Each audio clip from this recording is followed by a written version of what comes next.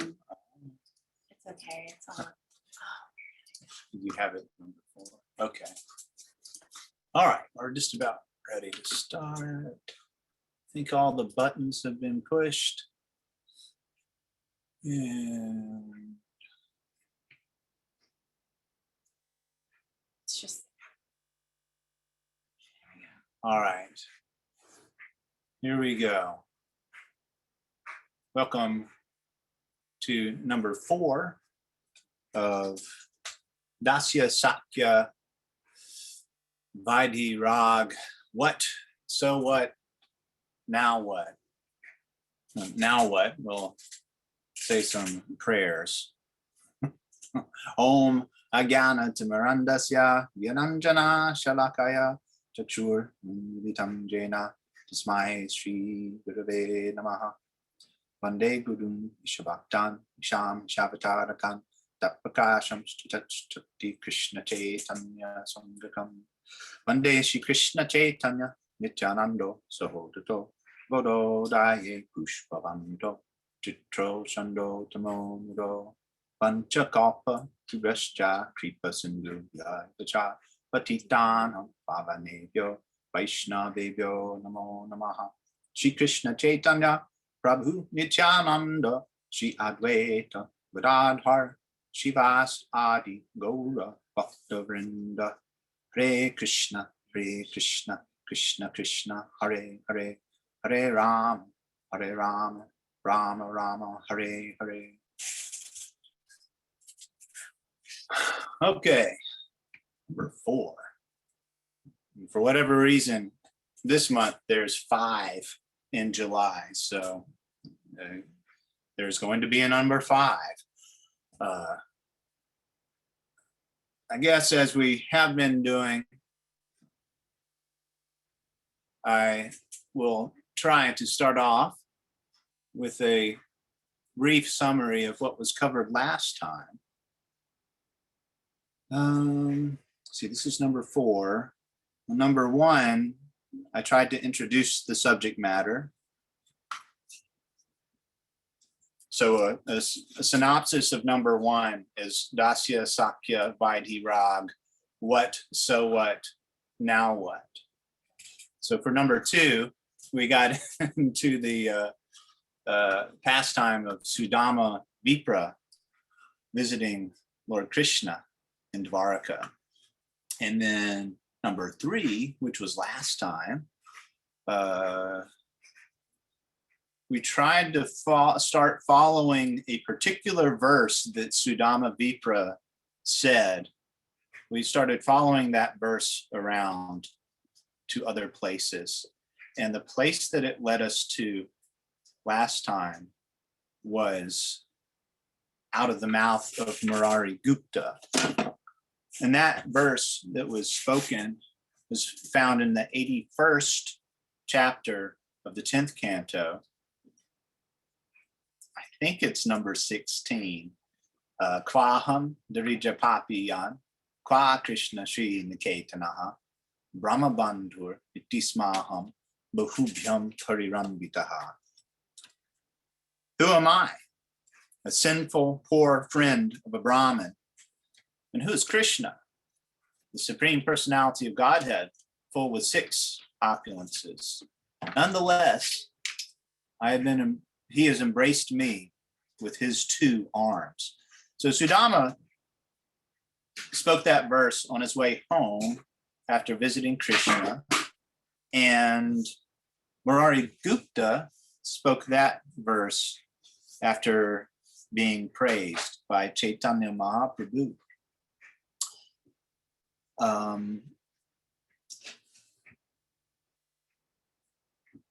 So last time, we also talked about how Murari Gupta was fixed in service to Lord Gauranga. And Lord Gauranga gave Murari Gupta the order, or said that you should worship Krishna. And Murari Gupta thought about that and tried to do that, and in fact spent the whole night thinking about how he would have to give up the service of Lord Ramachandra. And he cried all night and then came to the conclusion that he could not give up the service of Lord Ramachandra. This was a big problem because being fixed in service to Lord Ram and being fixed in service to Gaura, and having gotten the order from Gaura to serve Krishna, but not able to give up service to Lord Ram, it was a problem. And Murari Gupta did not see how to rectify this problem, because here Lord Gaura is saying, I have to worship Lord Ram. That I have to worship Lord Krishna, but I can't give up my service to Lord Ram. And it seemed like the solution that Murari Gupta had come up with was death. It's like I should die because I'm not going to give up my service to Lord Gaura, but he's telling me to worship Krishna, which means I'd have to give up Krishna, but I'm not going to give up Lord Ram. What to do? So Murari Gupta revealed his mind to Lord Gaura, and Gauranga was very pleased at the fact that Murari Gupta could not give up service to Lord Ramachandra. And later on, we went to 2 or 3 places in the Caitanya Charitamrita. I oftentimes go to the Caitanya Charitamrita because it's a book designed for, as you may have heard, the Caitanya Charitamrita is, as some say, it's Krishna Das Kaviraj's synthesis of the Goswami's revelation. It's the last word from the Goswamis. So that's one reason why the Caitanya Charitamrita is a great book. I should say, whatever my glorification of the Caitanya Charitamrita may be, will be inadequate.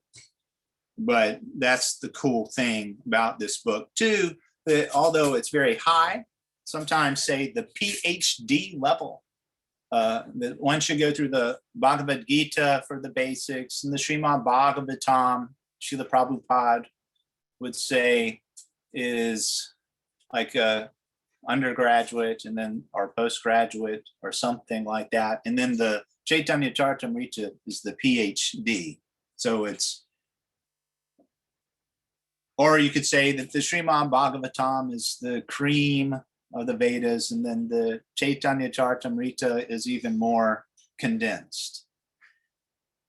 But even though it's such a high book, it is also accessible to people like me, who are, I think the proper term is malecha. Malecha from an external viewpoint, meaning someone outside of the Vedic paradigm. But luckily, bhakti is available to even such people as that. Animals, you don't even have to be human. I digress. So anyway, we're mainly going with the Caitanya Charitamrita because it's a great book. Anyway, in 2 or 3 places in the Caitanya Charitamrita we took from last time, there's one at the beginning of the book, and then later on, Lord Chaitanya was glorifying Murari Gupta after the Rath Yatra when the devotees were going to go back home. And during that time, he mentioned that you, Murari Gupta, are actually Hanuman. So following the one particular verse from the Bhagavatam to the Chaitanya Charitamrita, and then since it was spoken from Murari Gupta, and we got the information that Murari Gupta is Hanuman, we then traveled back to the Srimad Bhagavatam in the 5th canto, the 19th chapter.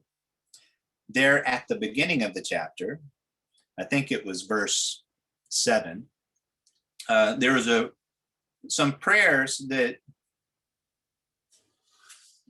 Hanuman, it said that he chanted them. It's also said that he listened to them. And I later found out by looking at a commentary that this particular verse in question was spoken by Sugriva.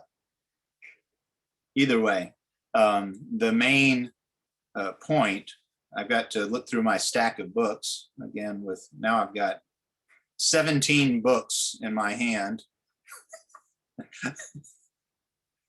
I'm going to find that verse because this is part of the summary of last time.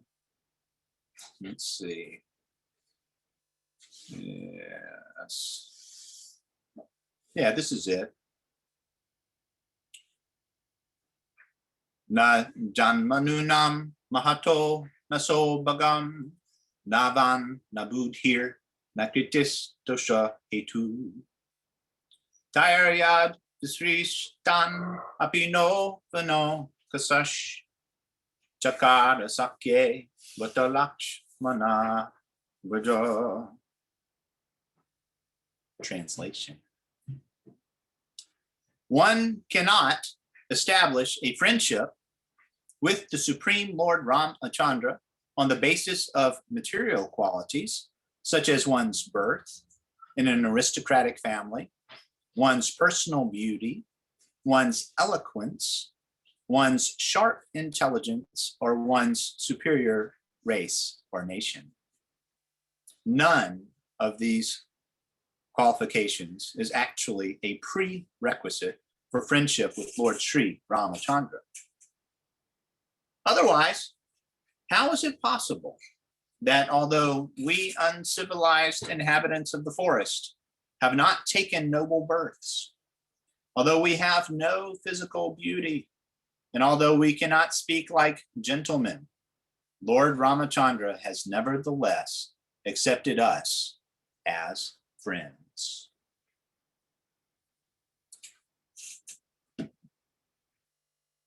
Nice verse. And it hits on these points of service, friendship, and so on. And it echoed another verse that was spoken by Krishna to Sudama when they were talking about the guru. And Krishna was mentioning, not by penances, not by being a Brahmin, not by material opulence, not by any material qualification does someone please me, as much as they can easily please me by serving the guru. So that's kind of a summary of what we were talking about last time. And this time, I had planned on following one word around, but then that plan changed. And I think for our 5th time, we'll go back to that. Next time, we will look at the word kinkarya, something like that. It's all about service. And we'll hit on that and follow it around. But this time, I also mentioned that we would follow another verse around. And it just so happens that today, it's a full moon, I believe. It's Guru Purnim, and it's also the disappearance of Srila Sanatan Goswami. And since Sanatan Goswami has some connection with where we were going to go in these connections, it seemed like today would be a good day to go ahead and try to go there. So the verse that we talked about yesterday, which is connected to another last time, which is connected to another verse. Let me find it on my stack of books.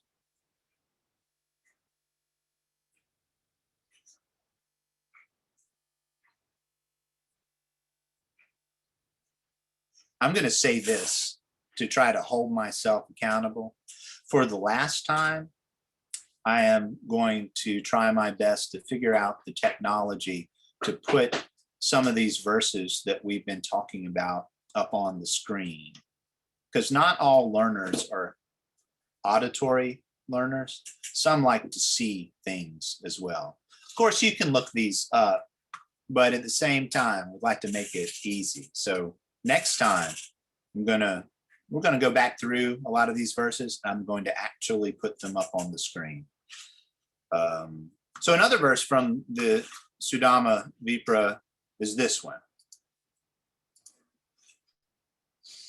Tasyaiva me sorida Sakhya maitri dasyam punar jamani syat mahanubhavdena guna layena vishajatas tat purusha prasanga. You may have heard some words in there. Would have been easier to see them. Next time we'll put it up. Some words, Sakhya was in there, Dasyam was in there, Jamani. But we're going to come down to the last word, prasanga. And this word is going to take us back to the Caitanya Charitamrita, to a particular verse, which is quoted at least 3 times in the book. Once in the Adi Lila, and twice in the Madhya Lila. And the 2 times that the verse that I'm about to bring up is quoted in the Madhya Lila happens in the 22nd and 23rd chapter of that book, which is part of the chapters encompassing the teachings of Lord Caitanya to Sanatan Goswami. So in my mind, there's a connection to Sanatan, and there will be further connection later on as well. So to get to that verse, it's the first, the word prasanga. Here, it is translated as the valuable association. And also, I did not read the translation of the verse by Sudama. Here it is. The Lord is the supremely compassionate reservoir of all transcendental qualities. Life after life, Jamani. May I serve him with love, friendship, and sympathy. And may I cultivate such firm attachment for him by the precious association of his devotees. Prasanga. All right.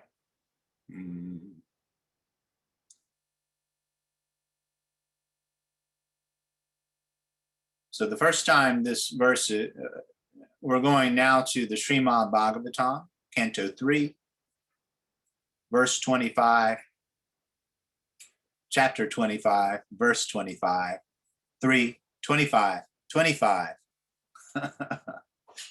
Satam prasangan mama virya sambido bhavanti hrit karna asayana kata tajjo shanad ash vapavarga vartmani. Notice that word apavarga. We're going to follow that one around as well. Shraddha ratir bhaktir anukramishati. You may have heard Shraddha. Rati. Here's the translation. The spiritually powerful message of Godhead can be properly discussed only in a society of devotees. and it is greatly pleasing to hear in that association. If one hears from devotees, the way of transcendental experience quickly opens, and gradually one attains firm faith that in due course develops into attraction and devotion. So this verse later, quoted by Sanatana Goswami, right after he quotes those couple of verses that some of us have heard of. I don't know the verse, but maybe you have heard of stages of bhakti that include Shraddha, Sadhu Sangha,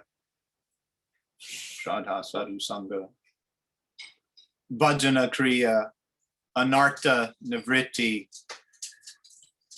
Nishta, Ruchi, Asakti, Bhava, and praying.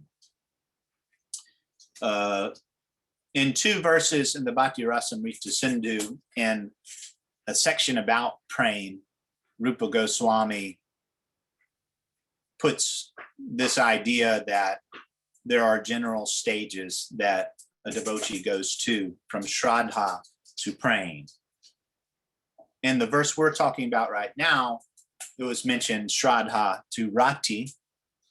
Rati is sometimes somewhat synonymous with Bhava. If you get to Bhava, that's taking you to praying. So it's this verse in question is really talking about discussing the topics of Godhead with good association to take you from Shraddha to praying. And this is a verse that I was thinking about when we added the postscript to the title, What? So What? Now What?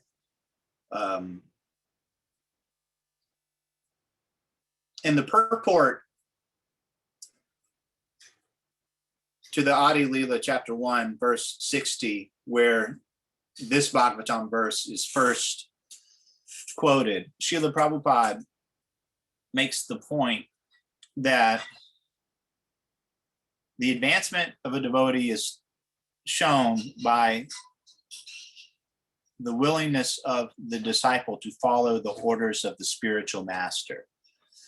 We've heard from Krishna himself to Sudama that following the spiritual master was the surefire way to please Krishna. It was pointed out to me by one of my gurus, His Holiness Naranjan Swami, this particular purport to this particular verse with the idea that when we discuss the topics of devotional service with others, when we hear something that comes out of us to us from a devotee or the guru or the shastra, and it resonates with us and we think, hey, I think I could put that into my life. That's a what? We're like, what? What's important? I noticed this instruction. I think I can do it. You know, maybe the instruction is to chant Hare Krishna. I think I can do that. And then when you do it, you see what happens. So Shraddha, Sadhu Sangha. So Sadhu Sangha had association with devotees. Bhajana Kriya, I took something from that association, a practice, into my life. And then what happened? So what?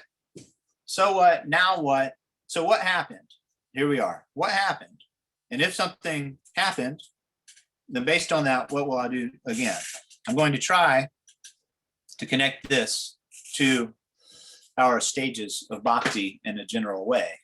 So Bhajana Kriya, you do something, and then there are three things that could happen that gives one a clue that you're going forward in the spiritual path. There is a verse from the Srimad Bhagavatam in the 11th canto. I don't know the verse. I know it has the words tushti and pushti in it. And I heard Ashram Maharaj quote it the other day. But basically, the analogy is this, that when you eat, there are three things telling you that the food is working. Your hunger becomes satisfied. You get some enjoyment from the eating, and you become nourished. You get energy. Someone can correct me if I'm wrong in the chat if you know this verse, but I think those are the three things. And similarly, one knows that you're going forward on the spiritual path by material desires diminishing. So that's kind of anartha-nivritti. They're going down. Becoming more aware of Krishna's presence in your life, and then some sort of spiritual happiness. So, through the association of devotees, we get some instructions that we can put in our life, sadhu sangha, bhajana kriya, and then what happens is some anartha-nivritti, so material desires are going down, and also an increase of shraddha, and maybe even some sort seeing the hand of Krishna in our lives, and so on. So that is this spiritually pleasing message of Godhead discussed with other devotees and then taking into our life can lead to that. So that bhajana kriya at first is called unsteady, but even with the unsteady bhajana kriya, anartha-nivritti is happening. Anartha-nivritti just means unwanted things are going away. And it kind of makes there's like a cycle of, I associated with the devotees and I accepted something in my life from what they gave me. And I saw that material desires went away and I got some sort of spiritual pleasing thing from it. And I'm starting to see, the evidence of God or Krishna in my life. And what does that lead me to want to do? That leads me to want to associate with devotees more. It leads me to want to read the Shastra more with this idea of finding something that I can add to my life, so that I can now keep going on this process. So yeah, this is a great verse. And hopefully I just connected it to the idea of what, so what, and now what. Now to connect it again to, I've been fortunate this last week. I've been fortunate in many ways. I've been fortunate in both comfortable and pleasing and uncomfortable and displeasing forms of mercy this week. But even more so, I got to hang out with some devotees again. The other day, Amal Sham came by to let me borrow his trailer. And while he was here, we spent some time together putting old metal roofing in the trailer to haul away. Now you would say, well, that doesn't sound very exciting. Okay, thank you, Cara. It looks like you got that verse from the 11th canto. I looked at it in the chat. But while Amal Sham and I were together, we decided to talk about Krishna and Bhakti. And that was really nice because I can't remember how we got on it, but we got on this verse that I'm talking about now. And then it reminded me of another time. And that's why I was saying we're going to go to the word apavarga.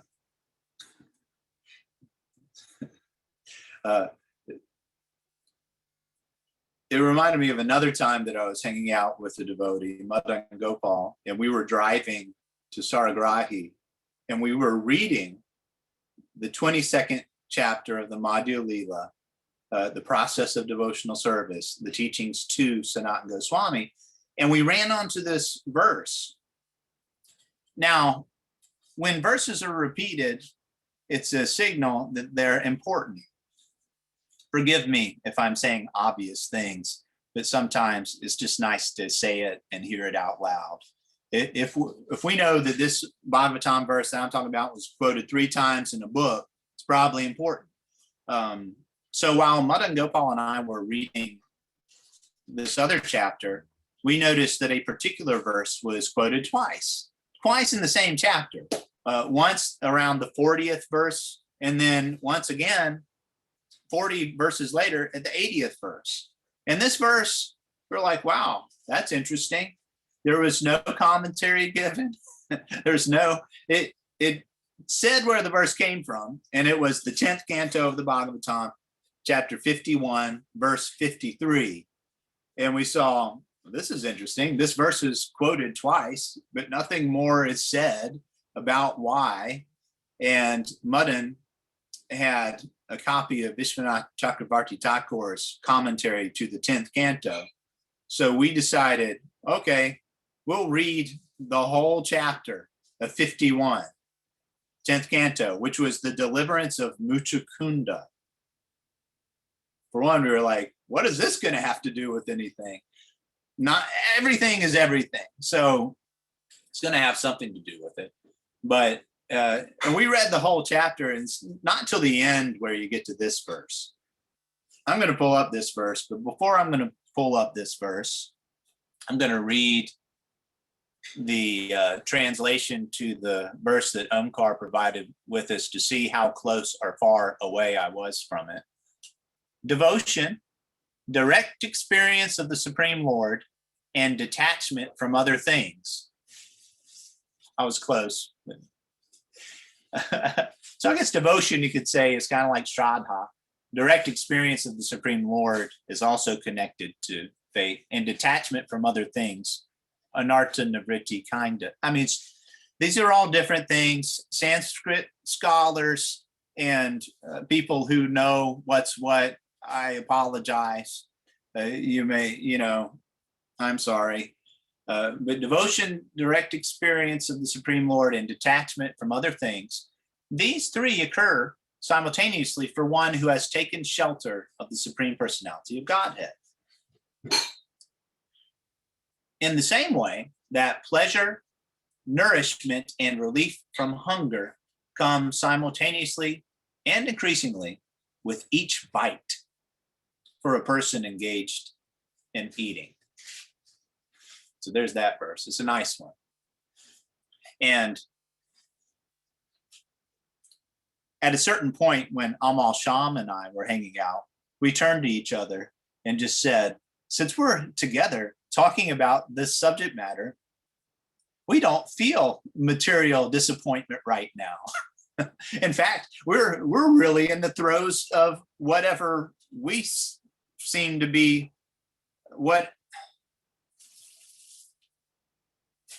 not the throes of bhakti, but we are well situated because we chose to hang out with each other and discuss topics of Krishna. I'm all over the place today. I apologize. Back to Madan Gopal and I driving to Saragrahi, reading the 51st chapter of the 10th canto of Bhagavatam and trying to follow this other verse. I'm going to find it in my stack of books. Here we go. You'll hear some of these words. These are Sanskrit. Bhava Pavargo, there it is. Baba Pavargo Brahmato Yadabhavej Janasya Tarhyachuta Sat Samagamaha Sat Sangamo, there's the Sangam, Sat Sangamo Yarhi Tadaiva Sad Gato Ra Vareshe Twayi Jayate Mati.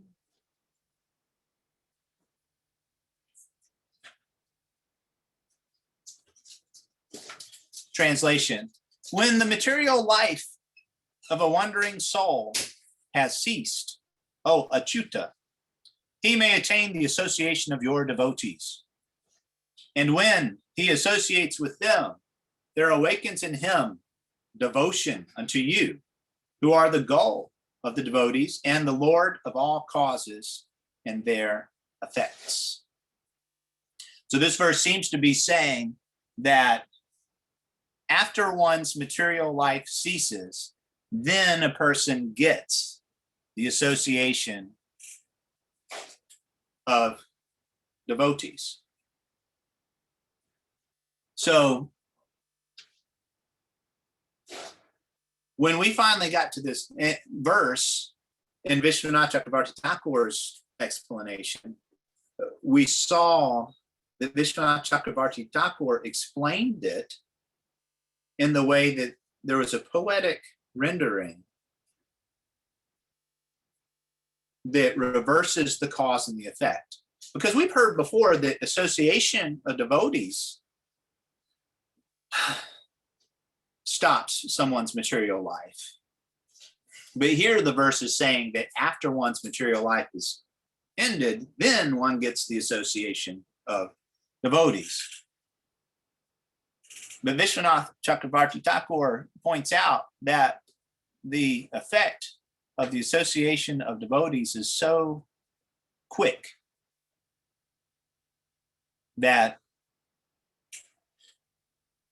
it appears that one's material life is ended and then they get the association of devotees. I hope I'm explaining this in a way that makes sense. What happened was you get the association of devotees and then your material life ends. But that's what happened. But what appears to have happened was that your material life ended and then you got the association of devotees. It happened so quickly that it appeared to happen before you got the association. Hopefully you follow that. It's this whole idea of time. And then, so this was something that Madan Gopal and I were reading, and we were like, what? It's like, what? Here's a what. What is important here? The association of devotees is so powerful that it gets rid of the material life so quickly that it appears that material life ended before I got to the association of devotees, even though the cause, the association of devotees, to the effect, my material life ending, was in reverse order. Saying that all out loud, it's hard to say, and I said it many times. Hopefully you follow. So skip to a few days ago when I'm loading this trailer with Amal Sham and bringing it up, and we're like, this is time out of time, and this is spiritual versus material. We're still understanding still evolving in our understanding of what is material and what is spiritual, which I heard alluded to a little bit yesterday in the interview by Archana Siddhi. Just this idea that spiritual is totally distinct from material. So time is just a whole other thing. Anyway, Amal Sham and I were just kind of going back and forth with that idea, and we forgot everything. To be honest, like before Amal Sham got there, I was just sitting inside trying to forget that I had a tooth pain. I had a bad tooth pain. I was like, I was trying to eat something and trying to distract myself by maybe some entertainment. And then Amal texted me saying, I'm almost here with the trailer. And I was like, great. Not really. I was like, now I got to go do something. My tooth is hurting. But I went outside, and then immediately we just started talking about these things. And then I forgot about my tooth pain. I forgot about whatever else was bothering me. And we were just together, even coming to the point where we agreed that for a moment, we felt like we were in the extended Gora Leela. We don't know what it feels like to be with Krishna, but we also discussed how when one is situated in a proper place according to our adhikar, that our experience can be a very pleasant one. Meaning, Bhaktivinoda Thakur mentions that it is unbecoming to try to operate in a position beyond one's eligibility. But so we weren't trying to do that. We were just talking about, Shraddha and Sadhu Sangha, Bhajana Kriya, Nishta, and topics that we felt we were able to talk about. And this is a whole side issue, and today is meandering. I apologize, but we're getting somewhere. But we felt it. It was awesome. And I'm lucky to have some devotee friends to serve with and be able to talk with each other about Krishna. Let's see. Oh man. Okay, it's already getting later than I wished it to be. I'm a long-winded fellow. There are two other things I want to get to, and we'll have to go quick. All right. So far, we followed this verse from the Bhagavatam that started with Prasanga, and I also had the word something like Apavarga. We went to another verse, which is in Sanatan, the teachings of Sri Caitanya to Sanatan. And I want to very quickly hit upon something that happened later in the Antya Leela. And that's in the, I think it's around the third chapter of the Antya Leela, when Sanatana Goswami visits Lord Chaitanya and Jagannath Puri. It so happened, you may not believe me, but this is going to be connected to all these other things too. To be honest, it all connects to everything. What can we do? Either way, there was a time that Sanatana Goswami decided to go to Jagannath Puri. So he took the Jarikhand route. Sometimes he fasted. Sometimes he drank bad water. And due to these things, he ended up getting a condition that had pus and blood like oozing from his arms and legs, from his body. So he showed up in Jagannath Puri, and forgive me, I'm going to do a quick version of this. He showed up in Jagannath Puri feeling bad that his body was so, had all these oozing things. He had a feeling that Sri Chaitanya Mahaprabhu would embrace him, and Sanatan was not happy about this idea. So he kind of had feelings to himself that he was going to try to kill himself under the wheel of Lord Jagannath's cart at the Rath Yatra at some point, because he didn't want Lord Chaitanya to embrace his body with these oozes. Either way, Sanatan shows up in Jagannath Puri, goes to see Haridas Thakur, because he knew him. And soon after he ran into Haridas Thakur, Chaitanya Mahaprabhu showed up. When Chaitanya Mahaprabhu showed up, it's this. Every time we read about these things, it's nice. Sanatan showed up. I mean, Chaitanya Mahaprabhu shows up and he says, "Hey, Sanatan, I didn't know you were going to be here." He was surprised to see him. And of course, he hugged him. Sanatan did not like that. And then Lord Chaitanya was like, "How's your brothers? You know, how's Rupa?" Or no, he said, I just saw your brother. He's gone back to Vrindavan. I saw Rupa. And your other one is left his body. But let me tell you something. He's a great devotee of Lord Ramachandra.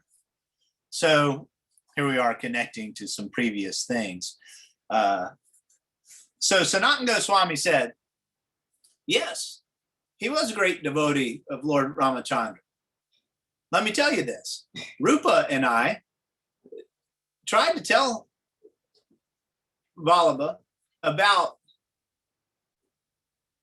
Krishna, and we suggested to him that he should worship Krishna.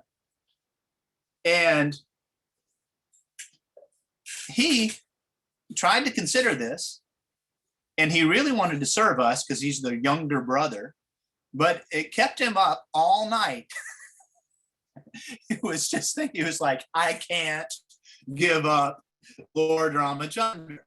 This was, and he had this conundrum. The younger brother of Rupa and Sanatan was thinking, I want to serve my elder brothers, but they want me to give up Lord Ramachandra, and I can't do it. And so he went before the brothers, his elder brothers, the next day and said, you know, I can't do this. And they were like, that's all right. That's awesome. You're fixed in love to Lord Ramachandra. And then Chaitanya Mahaprabhu said, wow, you know, the same thing happened with Murari Gupta. I tried to induce him to serve Krishna as well, and he wouldn't give up Lord Ram either. And glorious is that devotee who will not give up his master, and glorious is that master who will not give up his servant, was mentioned. I just think it's nice that when they got together, they were going back and forth saying, how's everybody doing in Mathura? How's your family doing? You know, this is the type of person that Gaura Krishna is. These are the type of people that Sanatan and Haridas Thakur are.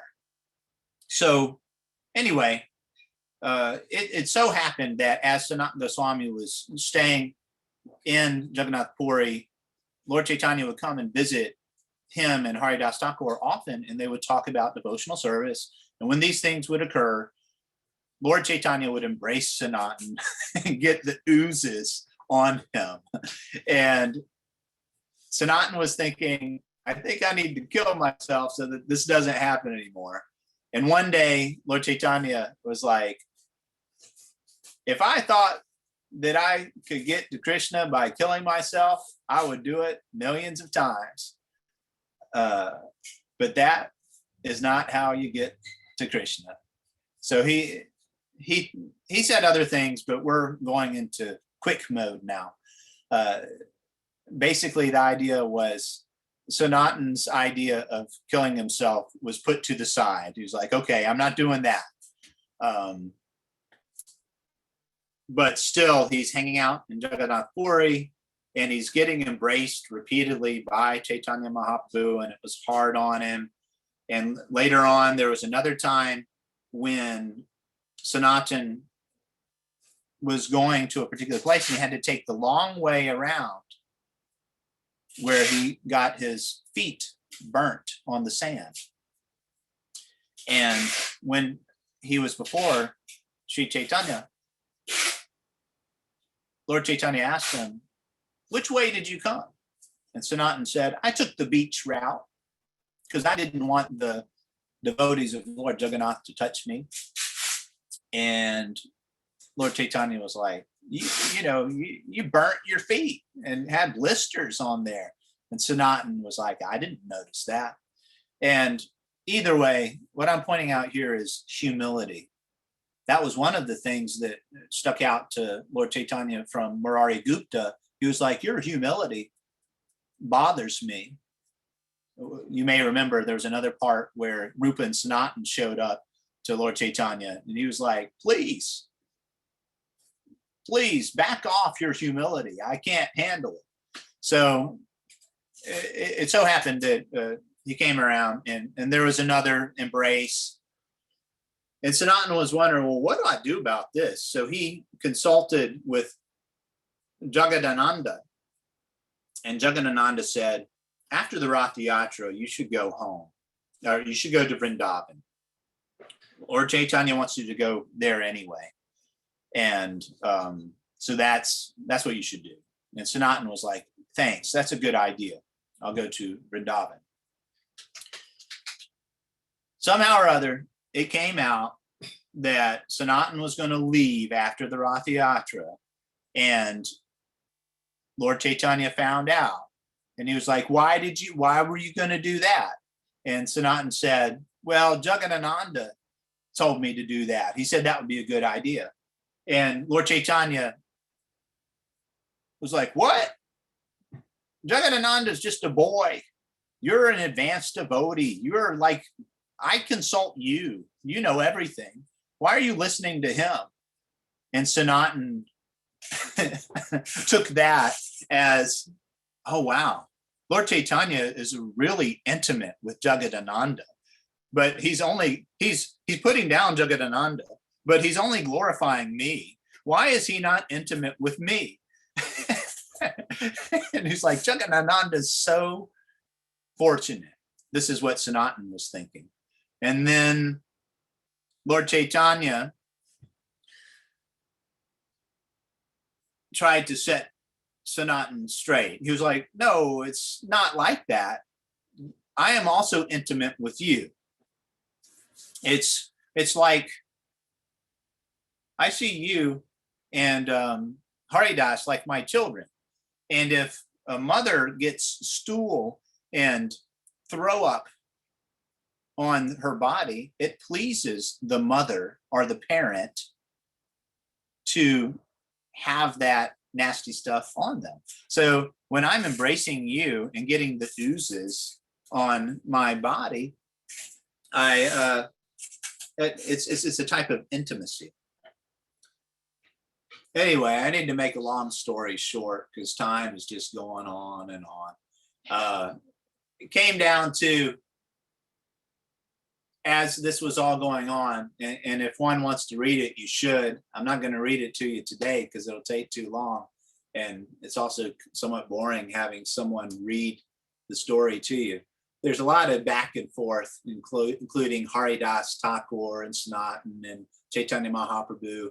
And during that time, it's mentioned by Haridas Thakur, he was like, you also embraced Vasudev, the Brahmin Vasudev who had leprosy earlier.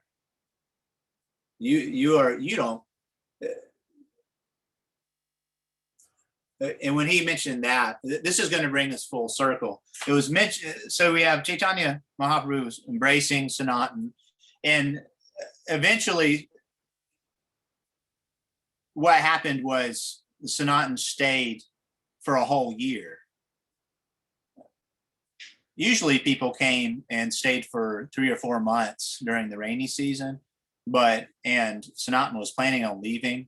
But then since he discussed it all, this is another thing I'm trying to bring out. This is another what to me is that, okay, Sanatan discussed the idea of killing himself with Chaitanya Mahaprabhu, and then it was decided that wasn't a good idea. Then Sanatan discussed with Jagadananda, he had a different idea, but then he discussed it again with Chaitanya Mahaprabhu, and what came out of that was him getting to hang out for a year in Jagannath Puri. There's another thing.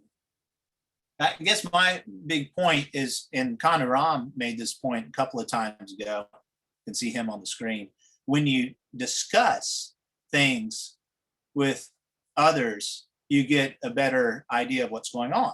Because you might get an idea in your head, and you're like, this is the way it is. This is the way I have to do it.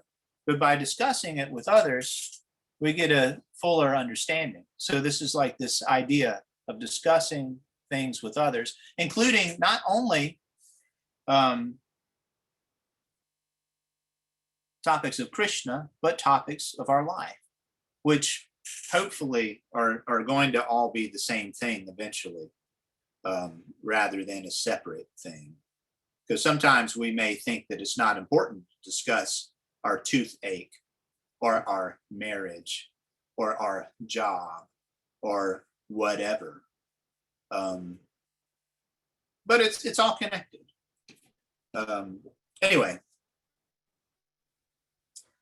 just to very quickly bring us back to Vasudeva and bring us back to Sudama, the earlier pastime referred to by Haridas Thakur happened in South India in the Madhya Leela, chapter 7.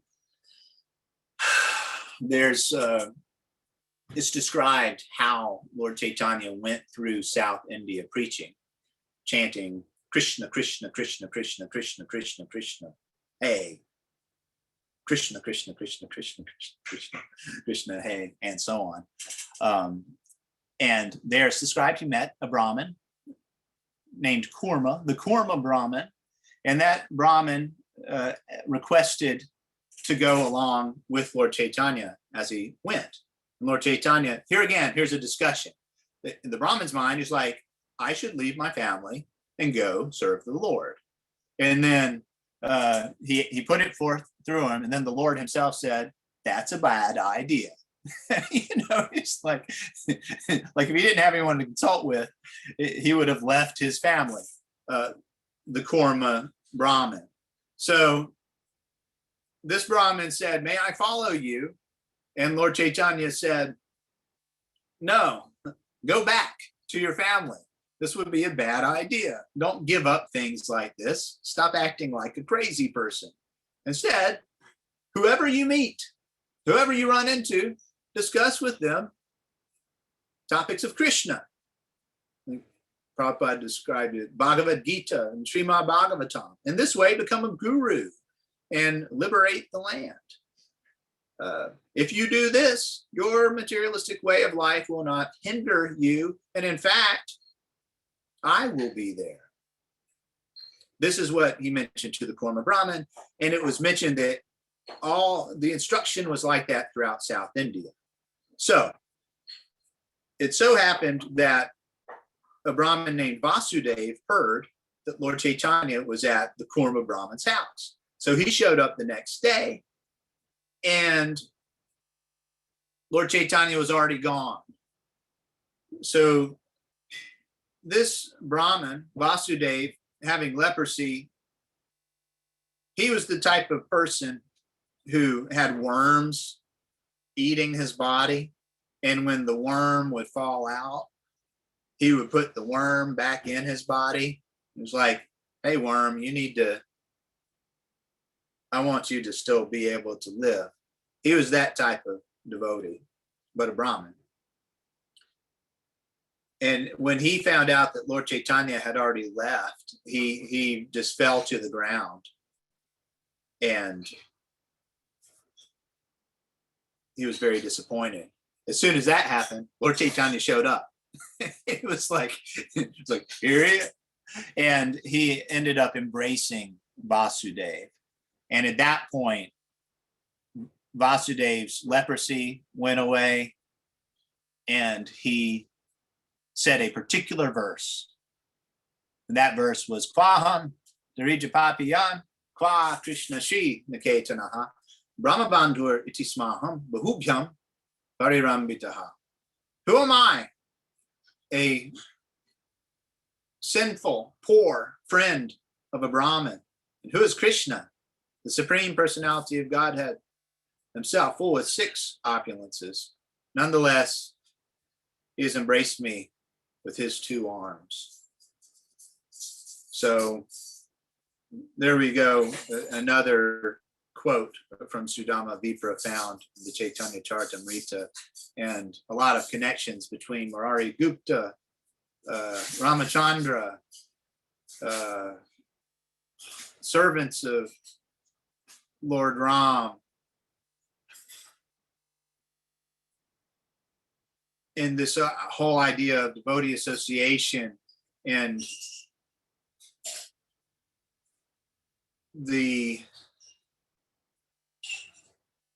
play between understanding Vaidhi or etiquette and not wanting to give the Lord trouble, but him still being intimately associated with his devotees. And that was really the main points that I was trying to get to today. I apologize if it was a little convoluted. We've been all over the place this week. Oh, I've got to figure out. I'm going to call Gopal. If there's any question, comment, correction, especially admonishment, as we can see, Mr. Saint's thumbs up last time was showing that he does not, he wasn't favoring me with that. But we're trying to figure out how to, They should be able to unmute. I don't know if you can unmute or if you want to unmute, or if in the chat or even on Facebook, if there's anybody out there. Anything further?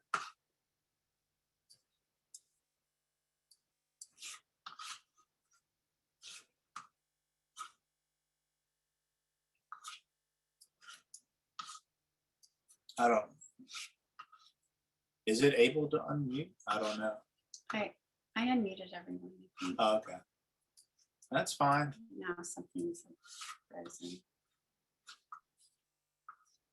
There's something in the chat. Oh, Thank you very much. Okay. Our mouse is malfunctioning.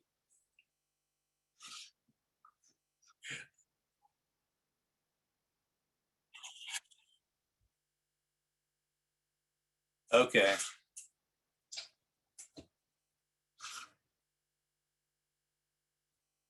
my God.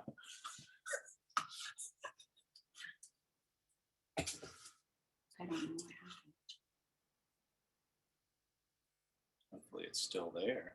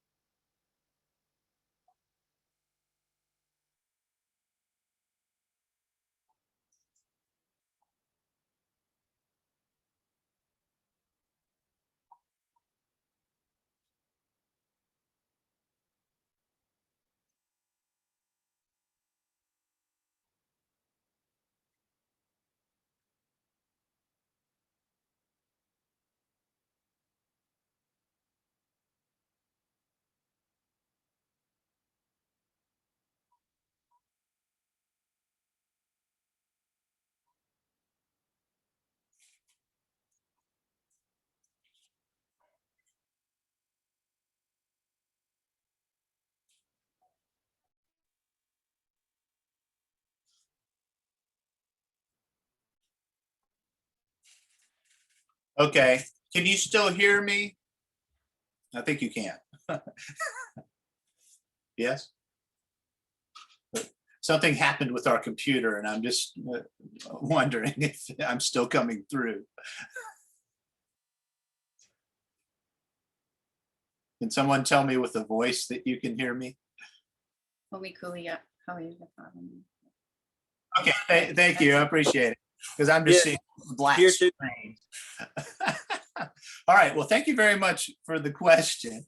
And if I understand the question correctly, I did mention in that verse that it said the association of devotees finishes one's material life. But it doesn't appear that that really happens, because material life is still going on. And, what is that about? And that's a good question. And I'm glad that you called me out on that one. Basically, yeah, I guess I should say that it's the beginning of the end of material life. When one comes into the association of devotees, as our Guru Maharaj says, I guess the answer to the question, is there more, is answered with yes, there is more. And it isn't something that I guess happens suddenly, in the sense that I ran into devotees and then now my material life is over. Although it could go something like this. And this may speak to some of the stages that happen. And this is just my little take on this. When we first come into contact with devotees, oftentimes, well, at least for me, I'll just speak about my experience. I ended up joining an ashram. So the first, I was firmly kind of in the Kanishta category. And that is where, also called the Prakrita Bhakta, or external devotee, where there's a firm line between what we think is material, what we think is spiritual, and a lot of black and white thinking occurs, and it's useful for that time. So it was, for me, it was in a sense a jumping out of material life into the ashram, into what I thought was spiritual life. So adopting a particular, shaving my head, wearing the dress of a devotee, engaging in the processes at the ashram that I lived at, while still, in a kind of firm way. There's another stage that Padmanabha Swami has been talking about, which is going from the Kanishta to the Madhyama, where one integrates their spiritual life. So it becomes not so much that I have my material life and my spiritual life, but that I have my life. But my life is really being lived to pursue bhakti.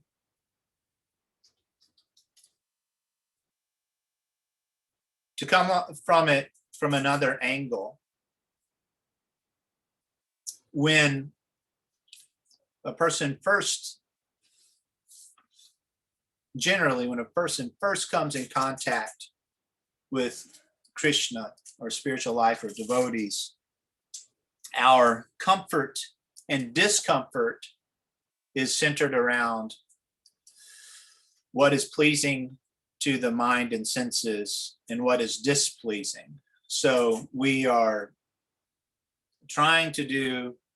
we're searching for comfort, and we're trying to avoid discomfort. The idea with sadhana bhakti is that we hope to change that idea to another idea of we try to do things that are favorable for devotional service and avoid things that are unfavorable.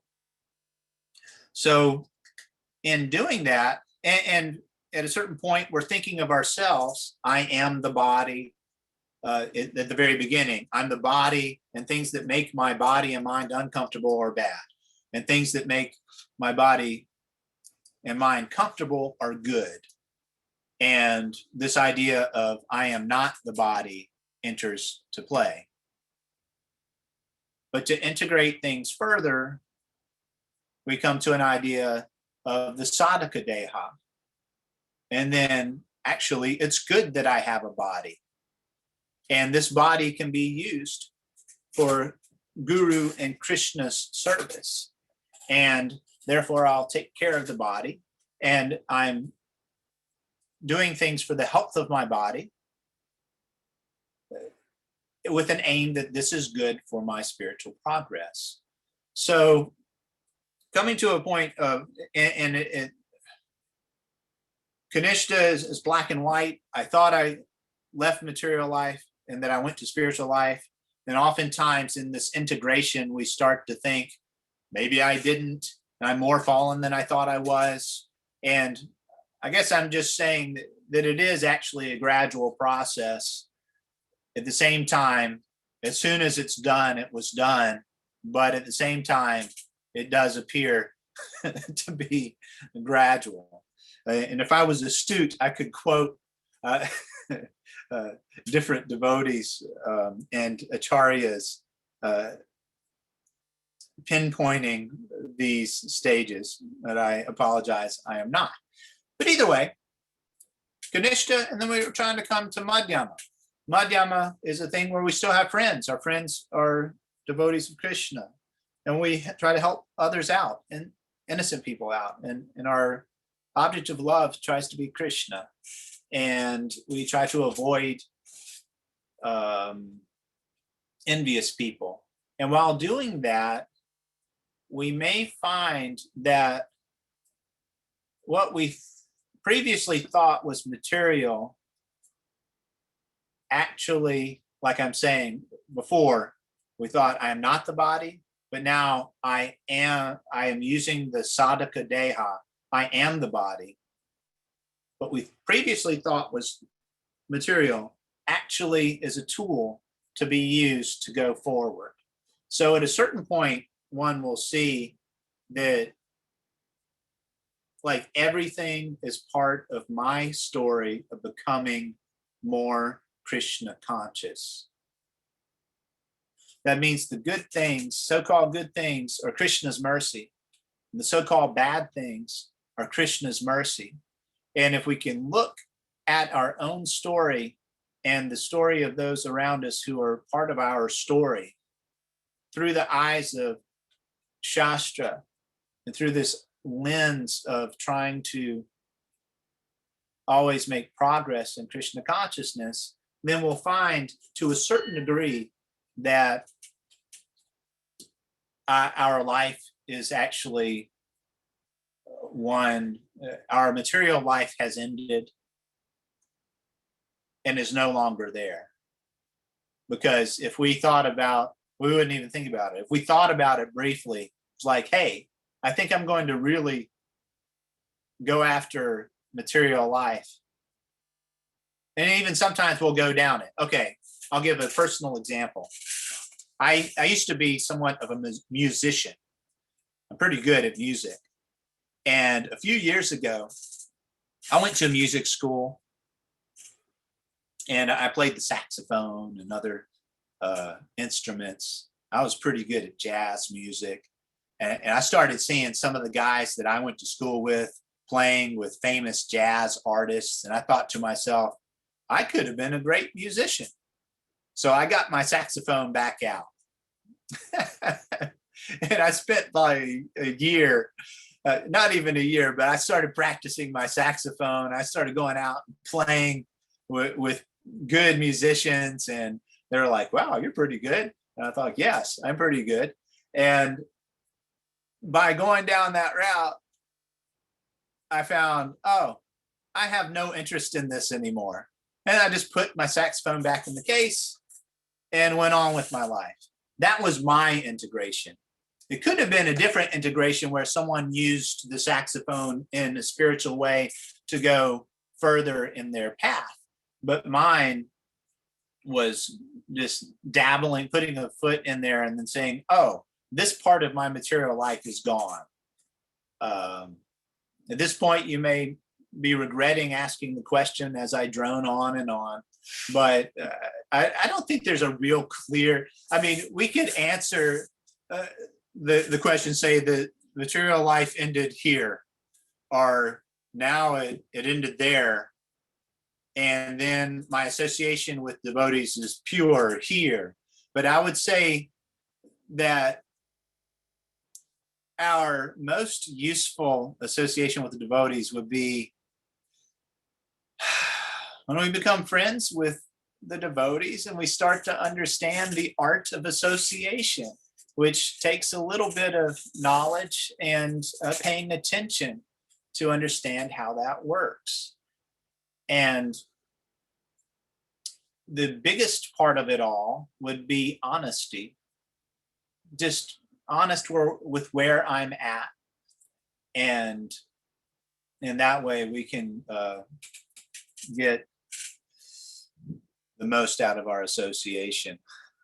That was kind of a non-answer, and I apologize. And if someone else has something to add, hopefully I addressed something. Hopefully something was useful.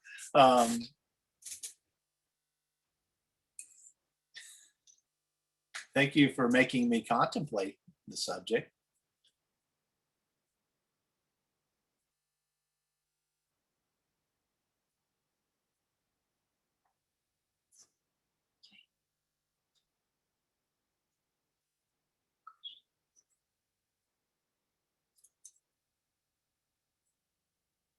Okay.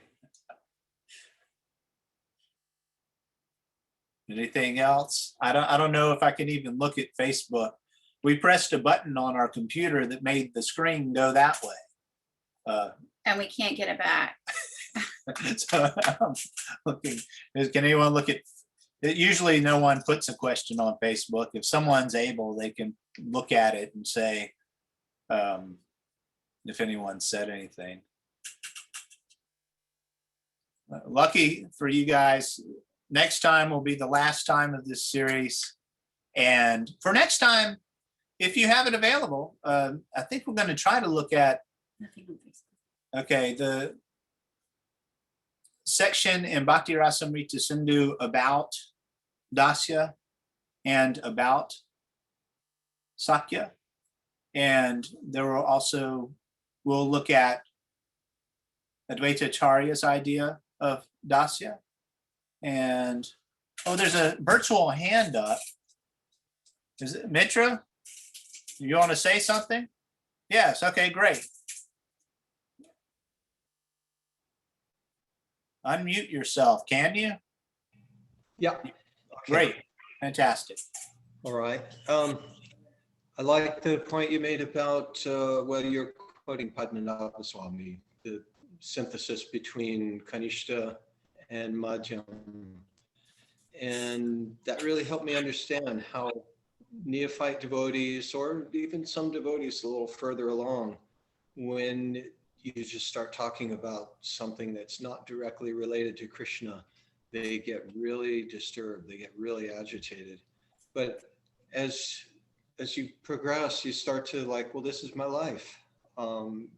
The Krishna activities have kind of blended in with your saxophone playing.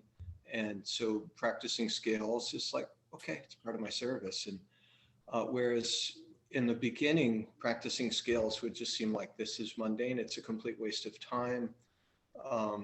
But as we progress, then it becomes like the three things with that verse you're talking about: bhakti, parish, anubhava, virakti, ranyatra, syat, pushti, tushti, pushti. I only have that far memorized in the verse, but you get nourishment, satisfaction, and relief from hunger. And there was somebody saying, like, when Sridhar Maharaj reads the newspaper, it's the same as a normal person reading the Vedas. So as our life progresses, our scope for what can inspire us also seems to expand. So just like you and Amal Sham loading roofing tin onto a trailer becomes like a spiritual event. Oh, okay. I just wanted to throw that out, see what you do with it. You don't have to do anything. You can agree or. I don't think there's anything I have to do with it, except for it comes to my mind, this idea of the way becoming rather narrow. It's now broad. Yeah. And I'm sure you've had that experience too, that, yeah, I'm not advocating this, but sometimes you'll watch a movie and it'll be like, wow, I don't know why this remembrance of Krishna, or, it's like, wow, this is really helpful to me. It helps me see this from another angle. Yes. And Guru Maharaj also used to talk about that in the sense of realization, a literal, and that's kind of more Kanishna maybe, than interpretive, meaning that maybe we'll use other traditions and other information and put it side by side with our bhakti information. And then esoteric. The esoteric looks a lot like the literal, but esoteric means that it's really, it's hitting you now, or something's actually happening from a there's no interpretation needed. It just it happens. So that came to my mind. But this integration is all about interpretive, and that's being involved in the world, because at first this idea is that Krishna is only in the temple and only in a pure devotee, and these are things from that Bhagavatam verse about the Kanishta devotee. But then we find out, well, hold on, Krishna is actually everywhere, and he's much bigger than we ever thought he was. And with the right mindset, we find the environment is actually friendly. But I would just add the one thing is that sometimes it's good to make the decision to bring up Krishna with others, because sometimes we may be shy to. Not that we have to be like what you're talking about, which I definitely have been like in the past, of, why are we talking about sheetrock, or whatever. But, also we miss out sometimes on if we only talked about putting the roofing in the trailer when Amal Sham and I got together, we would have missed out. But I did mention to him that I had a toothache as well. But geez, Lord Chaitanya talks like that too. He's like, how's your family doing? Anyway, Mitra, you got more. Yeah, well, Nice. I was about to say it, and you already said it, that Oh. we do have to spend some time directly discussing Bhagavatam and such topics. And when we do go off and see the world in a broad way, and we just think, I'm so broad-minded, I don't need these other things, then when we come back to what, the literal, the direct, being with devotees, being with pure devotees, being with Krishna, being in a temple, then it just seems so much more profound. And we have more of an appetite for it when we're away from it for a while. And we appreciate it so much more. After listening to Monday,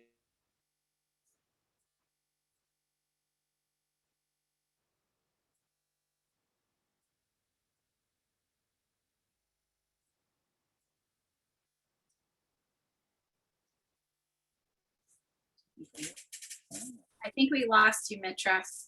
yep, am I back? Yes. Okay, all right. So anyway, after listening to mundane psychology, which I find interesting, then coming back and reading what's in the Bhagavad Gita, it's like, yeah, okay. And also it kind of gives me a more broad perspective and more appreciation for what's being said there. Krishna has summed up this much words into this little one shloka. All right, so I will pass it back to you. I'm not going to keep talking at this point. It's 1 o'clock. And to be honest, I would always like to hear myself say more stuff, but I'm not going to subject anyone else to that. I think these are important. Thank you very much for saying something, Mitra. And I think this is very exciting when we integrate the spiritual message into our lives. And that's really what this idea of what, so what, now what was trying to get at. So I think we'll end there unless there really is somebody else who needs to.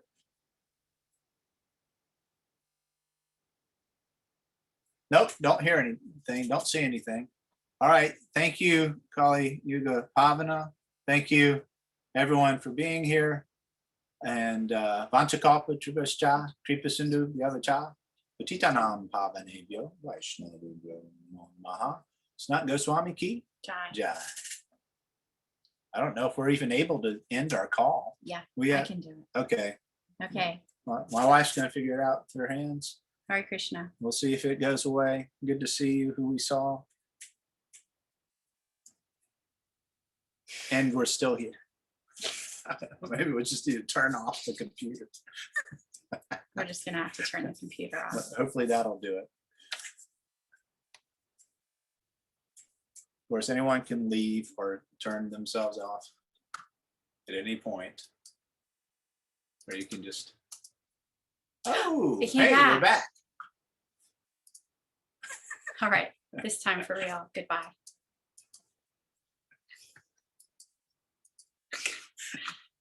But is it?